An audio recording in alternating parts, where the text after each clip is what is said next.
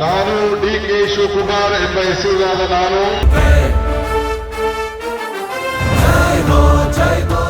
ರಾಜಕಾರಣ ಅಂದ್ರೆ ಅದು ಬರೀ ಅಧಿಕಾರ ಅಲ್ಲ, ಅದೊಂದು ಚದುರಂಗದಾಟ. ಆ ಆಟದಲ್ಲಿ ಎದುರಾಳಿ ಎಷ್ಟೇ ಬಲಿಷ್ಠನಾಗಿದ್ರೂ ಜಿದ್ದಿಗೆ ಬಿದ್ದರೆ ಗೆದ್ದು ಬೀಗುವ ಕಿಂಗ್ ಮೇಕರ್ ಇವರು. ಸೋಲಿನ ಸುಳಿಗೆ ಸಿಲುಕಿದ ಕಾಂಗ್ರೆಸ್ ಪಕ್ಷಕ್ಕೆ ತಾವೇ ಸಂಕಟ ಪರಿಹಾರನಾಗಿ ನಿಂತವರು. ಹೌದು, ಇವರೇ ಕರ್ನಾಟಕದ ರಾಜಕಾರಣದ ಸದ್ಯದ ಮೋಸ್ಟ್ ಪವರ್ಫುಲ್ ಲೀಡರ್, ಕನಕಪುರದ ಬಂಡೆ, ದೊಡ್ಡ ಆಲದಹಳ್ಳಿ ಕೆಂಪೇಗೌಡ ಶಿವಕುಮಾರ್. ಕನ್ನಡ ಎನ್ನುವುದು ಒಂದು ಭಾಷೆಯಲ್ಲ, ಒಂದು ಸಂಸ್ಕೃತಿ, ಒಂದು ಜೀವನದ ವಿಧಾನ. ಕನ್ನಡ ಕೇವಲ ನುಡಿಯಲ್ಲ, ನಮ್ಮ ಅಂತರಂಗದ ಮಾತು. ಕಲಿತಂತೆ ಅಮೃತ, ನೆನೆದವರಿಗೆ ನೆರಳು, ಅಂಧರಿಗೆ ದಾರಿದೀಪ. ಅಲ್ಲಿರೋದು ಕನ್ನಡ. 1962ರಲ್ಲಿ ಒಂದು ಸಾಮಾನ್ಯ ಕೃಷಿ ಕುಟುಂಬದಲ್ಲಿ ಜನಿಸಿದ ಈ ಯುವಕನಿಗೆ ರಕ್ತದಲ್ಲಿ ನಾಯಕತ್ವದ ಗುಣ ಇತ್ತು.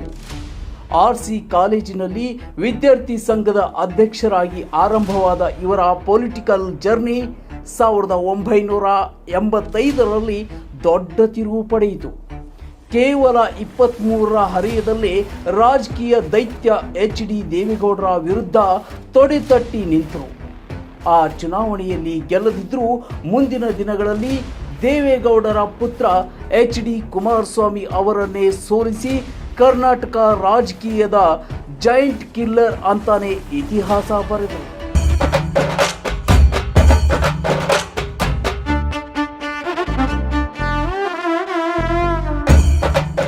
ಡಿ.ಕೆ. ಶಿವಕುಮಾರ್ ಅಂದ್ರೆ ಬರೀ ಶಾಸಕರಲ್ಲ, ಸಚಿವರಲ್ಲ, ದಿಲ್ಲಿ ಹೈಕಮಾಂಡ್ಗೆ ಇವರೊಬ್ಬ ಟ್ರಬಲ್ ಶೂಟರ್.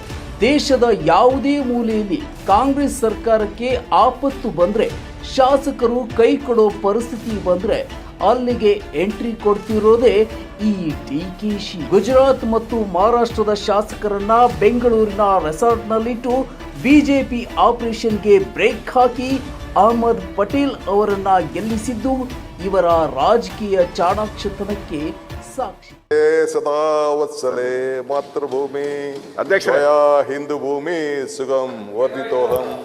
ಆದ್ರೆ ಅಧಿಕಾರದ ಹಾದಿ ಸುಲಭವಾಗಿರಲಿಲ್ಲ. ಕೇಂದ್ರ ತನಿಖಾ ಸಂಸ್ಥೆಗಳ ದಾಳಿ, ಇಡಿ, ಐಟಿ ಕೇಸ್ಗಳು, ಅಂತಿಮವಾಗಿ ತಿಹಾರ್ ಜೈಲು ವಾಸ. ಎಲ್ಲರೂ ಅಂದುಕೊಂಡ್ರು ಡಿ.ಕೆ.ಶಿ ಕತೆ ಮುಗಿತು ಅಂತ.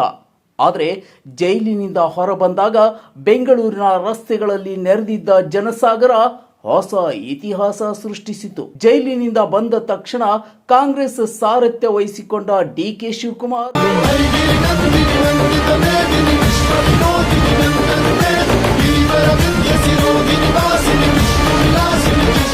ಜೂನ್ 3ರ ಸಂಜೆ ಬೆಂಗಳೂರಿನ ರಾಜಭವನದ ಗ್ಲಾಸ್ ಹೌಸ್ನಲ್ಲಿ ರಾಜ್ಯಪಾಲರು ಡಿ.ಕೆ. ಶಿವಕುಮಾರ್ ಅವರಿಗೆ ಮುಖ್ಯಮಂತ್ರಿಯಾಗಿ ಅಧಿಕಾರ ಗೌಪ್ಯತೆಯ ಪ್ರಮಾಣ ವಚನ ಬೋಧಿಸಲಿದ್ದಾರೆ. ರಾಜ್ಯದ ಜನತೆಗೆ ಮತ್ತು ಸಂಚಾರಕ್ಕೆ ತೊಂದರೆಯಾಗಬಾರದು ಅನ್ನೋ ಒಂದೇ ಕಾರಣಕ್ಕೆ ಇಷ್ಟು ದೊಡ್ಡ ಇತಿಹಾಸ ಸೃಷ್ಟಿಸಿದ ನಾಯಕ ಯಾವುದೇ ಹಾರ ತುರಾಯಿ ಅದ್ದೂರಿ ಪ್ರದರ್ಶನ ಇಲ್ಲದೆ ಅತ್ಯಂತ ಸರಳವಾಗಿ ಪ್ರಮಾಣ ವಚನ ಸ್ವೀಕರಿಸುತ್ತಿರುವುದು ಇವರ ಮಾಗಿದ ನಾಯಕತ್ವಕ್ಕೆ ಸಾಕ್ಷಿಯಾಗಿದೆ.